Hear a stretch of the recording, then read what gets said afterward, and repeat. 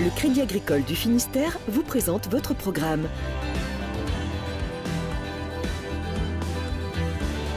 Avec le Crédit Agricole, cap sur les événements de l'été en Finistère.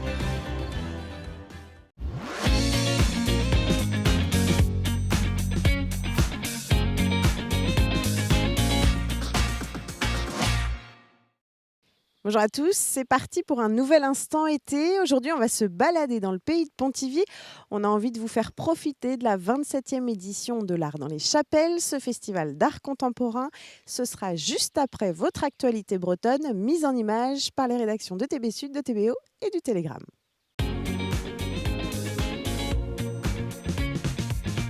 Joie à Guingamp, la maternité a obtenu un sursis de 2 ans. La nouvelle est tombée ce jeudi matin sous la forme d'un appel de l'Élysée au député Yannick Kerlogo.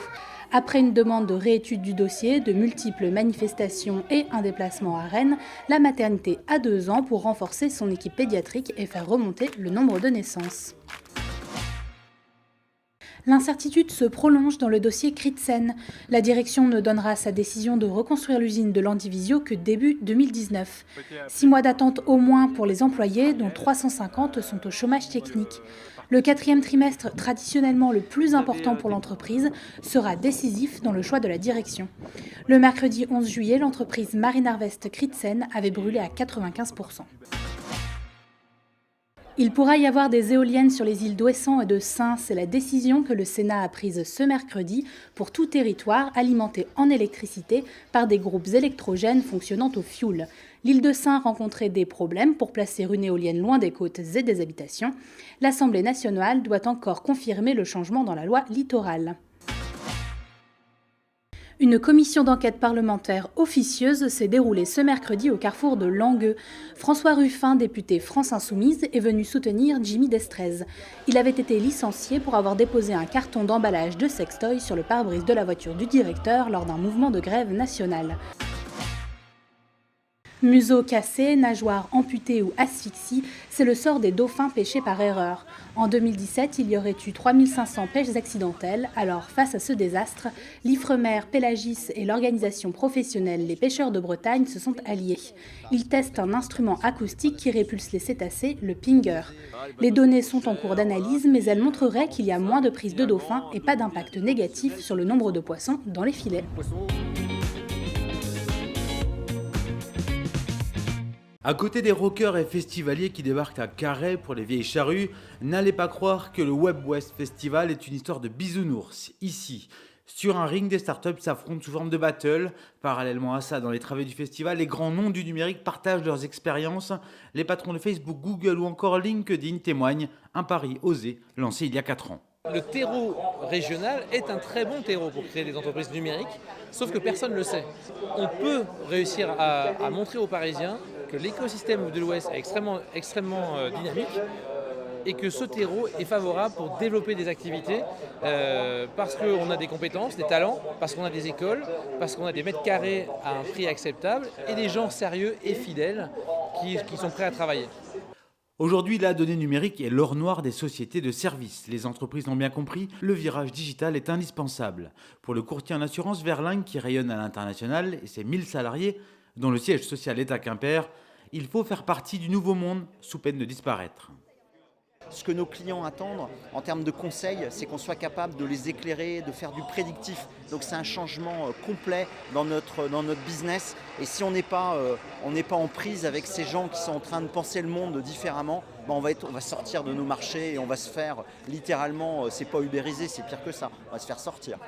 Et à Carhaix, le West Web Festival attire les stars du numérique comme les frères Guillemot de Carentoire dans le Morbihan, fondateurs d'Ubisoft. Pour les créateurs des Lapins Crétins et d'Assassin's Creed, seul le très haut débit partout en Bretagne permettra de développer la filière numérique dans la région. Ça veut dire qu'au lieu d'être seulement consommateur de numérique, Carhaix va pouvoir avoir des gens qui vont produire du numérique à destination du monde entier.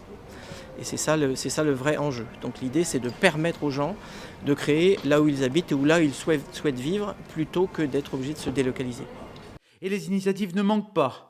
La ville de Brest et le groupe Arkea viennent d'annoncer à l'occasion du West Web Festival une filière d'excellence internationale pour développer les fintech, les technologies numériques liées à la finance à la Pointe-Bretagne. La bière bretonne Saint-Erwan IPA s'invite à l'Assemblée nationale.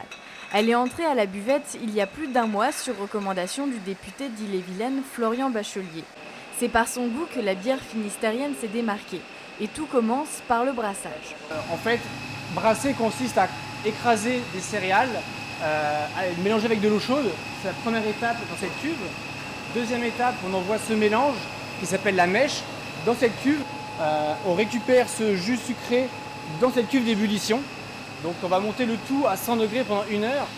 L'intérêt de l'ébullition avant tout, c'est de pouvoir faire infuser le houblon. C'est comme du thé ou une tisane, c'est une plante qui va donner l'amertume principalement à la bière et également le côté aromatique.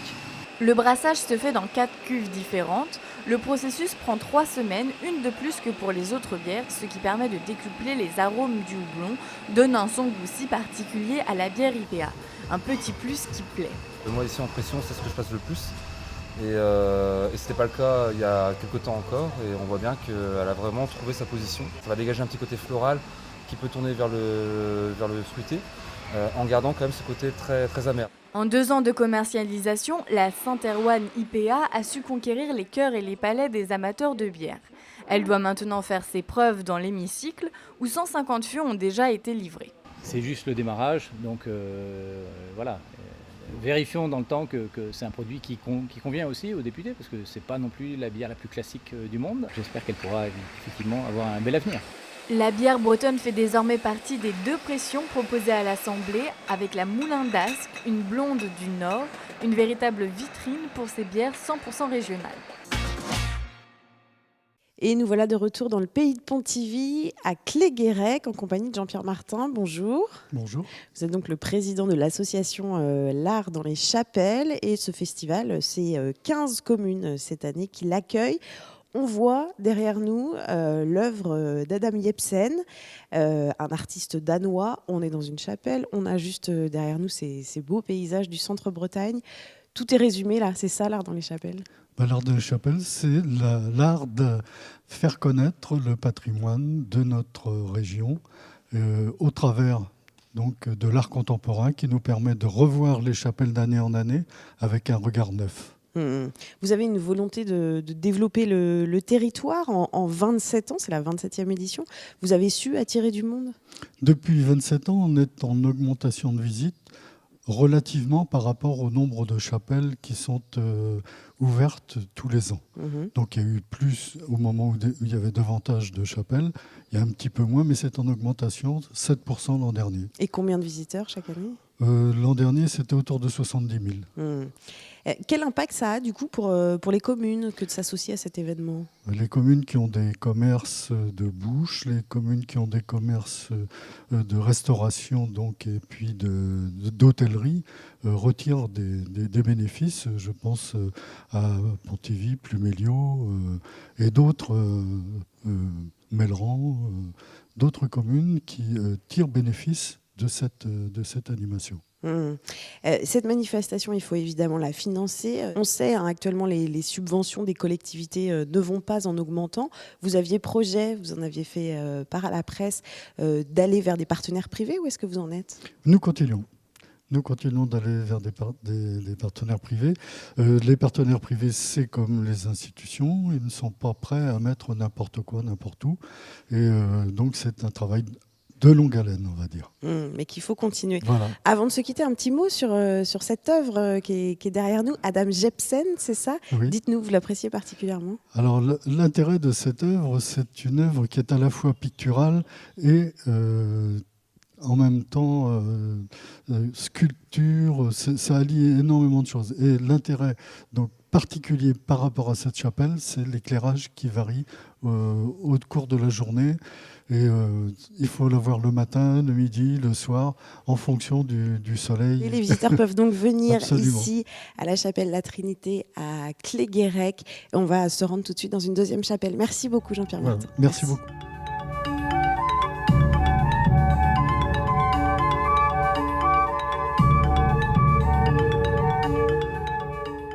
voilà, on a parcouru une quinzaine de kilomètres. On est arrivé à la chapelle Saint-Jean sur la commune du Sourn et nous sommes avec vous, Guillaume Clerc. Bonjour. Bonjour. Alors vous êtes chargé des publics sur ce festival. On est devant une partie de l'œuvre de Peter Soriano, un Américain. On a besoin de vous pour comprendre ce type d'œuvre, c'est ça votre travail ? Alors, je n'aurais pas la prétention de dire qu'on a besoin de moi, mais en tout cas, mon travail pendant tout l'été, c'est d'accompagner les visiteurs sur les circuits des chapelles pour découvrir toutes ces œuvres qui sont toutes très différentes. En un mot, dites-nous, qu'est-ce qu'il a fait ici, Peter Soriano ? Alors, Peter Soriano, il y a une chose qui est très étrange, c'est que Peter, c'est un sculpteur, il se définit comme tel. Là, vous avez une grande murale, en fait, qui est présentée, qui est très colorée. Et ce travail-là, en fait, il s'origine dans les pierres, le sol de la chapelle sur lequel on se trouve, puisque Peter, en fait, a mesuré donc les dalles centrales et celles qui sont le long du mur nord. Et il les a retranscrits ensuite sur le mur, comme ça, par un jeu de superposition de formes qui sont colorées et qui, par la suite, donne en fait voilà, tout un champ de notes comme ça, d'improvisation colorée sur ce grand mur de la chapelle. Un vrai travail in situ qui illustre bien ce que font les artistes ici dans l'art dans les chapelles. Vous proposez dans la durée de ce festival des ateliers, des visites, vous dites accompagnées. C'est aussi pour inciter ce public local qui n'est pas forcément le plus à même de venir justement sur le festival. En fait, ce festival, il a 27 ans maintenant. Le public local, comment dire, la chapelle, souvent il a grandi autour, il la connaît un peu par cœur.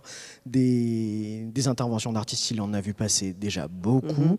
Donc à nous de réinventer d'autres formes pour attirer ces personnes-là. Et ça passe par des visites, des ateliers, mais aussi d'autres types d'interventions avec des intervenants un peu plus insolites parfois, ou en partenariat avec d'autres structures. Vous parlez d'intervenants insolites. Il y a une visite ce vendredi de 17h à 19h avec un psychanalyste. Quelle drôle d'idée. Exactement, on invite Jean-Yves Biteau, qui est un psychanalyste qui est basé à Malguenac, pour parler de l'art, mais un peu autrement, d'une manière dont on n'a pas l'habitude d'entendre, sur ce que sont les modèles d'apparition. Et comme le dit Jean-Yves, parfois vous regardez l'œuvre, mais parfois c'est elle aussi qui vous regarde.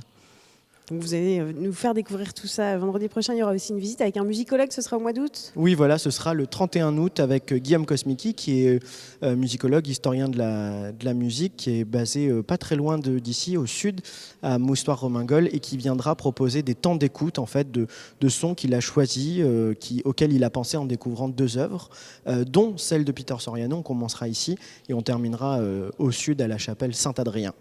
Ça donne envie. Merci beaucoup Guillaume Clerc de nous avoir éclairés. Le festival il se poursuit jusqu'à la mi-septembre. Vous pouvez retrouver toutes les infos sur le site internet artchapelle.com. On se dit à très bientôt pour un nouvel instant été.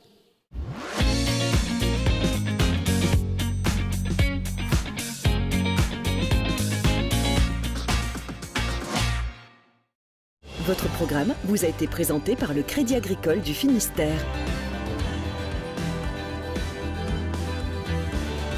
Avec le Crédit Agricole, cap sur les événements de l'été en Finistère.